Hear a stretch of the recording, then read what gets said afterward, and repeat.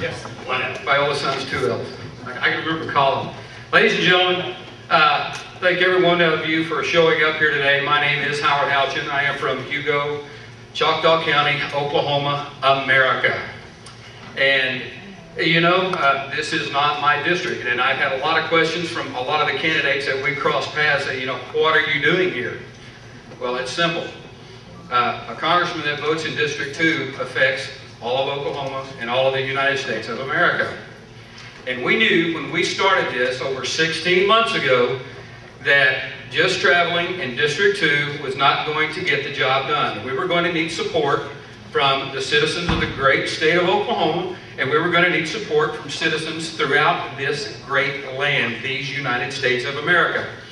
And we have traveled to the state of Illinois to speak at Midwest Liberty Fest, and we have traveled to Arizona, and we've traveled to Texas, and I would go to Nome, Alaska if I was asked and invited to come. It doesn't matter. I will go to the ends of the earth to save these United States of America, to put it back on the right track. And I'm probably going to end up tripping myself here, so I'll back up. We're hoping to put the only Democrat that is representing Oklahoma in Washington, D.C. Into the private sector. Dan Boren has never had a job in the private sector, yet he is able to vote on legislation that affects businesses, and he really doesn't even know what it means to run a business, or much less have to work for a living.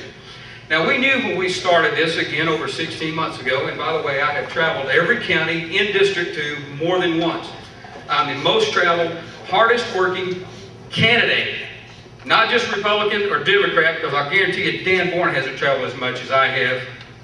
You can check the records. I've traveled more miles and seen more people, and I will continue to do it. And I work a full-time job. But we knew that to beat Dan Boren, we were going to need everybody's support. He's a third-generation politician. It's embedded into his gene code, how to be a politician. And I'll guarantee y'all, do not underestimate Dan Boren. He is an accomplished politician, probably among the top 5. He is also a career politician.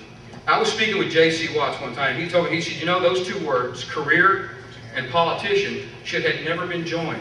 It should not be a marriage of those two words. We should never even think of career politician. We're supposed to be citizen legislators.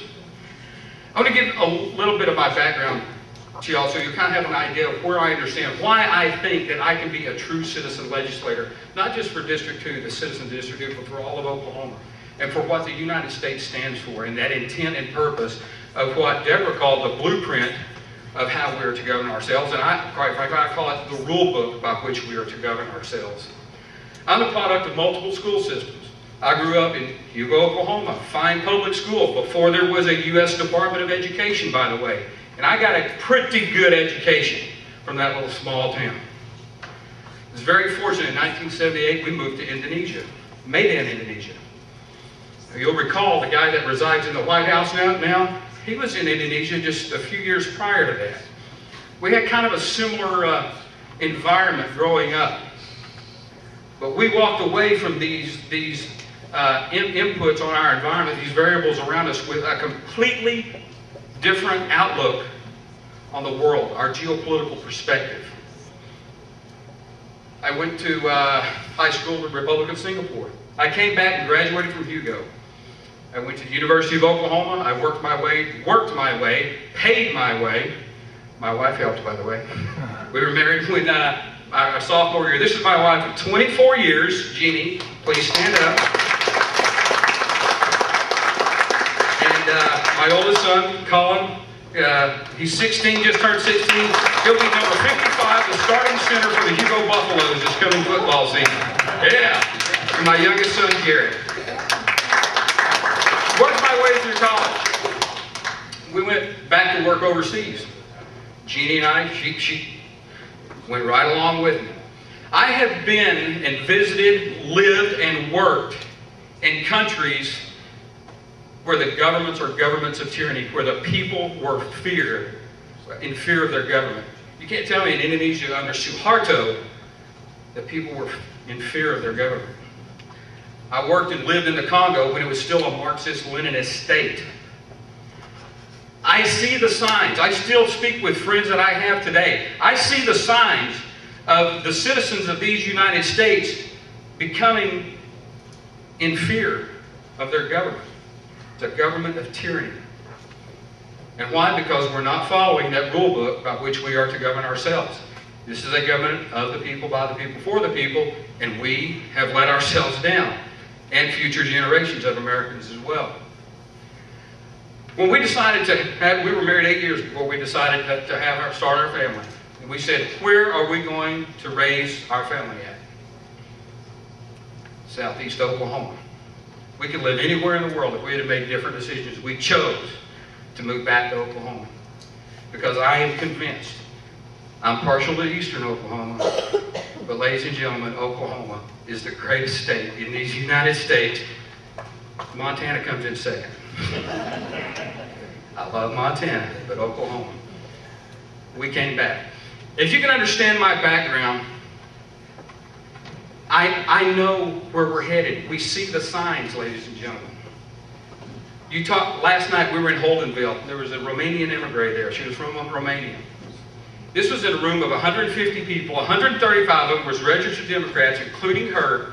And we had a huge welcome there when I got through speaking about liberty, individual responsibility, that personal freedom that we're supposed to have. When you talk to people that have experienced what overbearing central planning governments do to individuals, you know that we're headed that direction. I'm here to ask for your support, all the way over here in Lawton, Oklahoma, because we need help against Van Born. But the second reason I'm here is to publicly announce my support for R.J. Harris. About 4 or 5 weeks ago, I was speaking with R.J. and I said, R.J., I said, I'm seeing these elections kind of, as the time gets near, they're devolving into politics as usual. And he and I both are sick of politics as usual. We're sick of the establishment.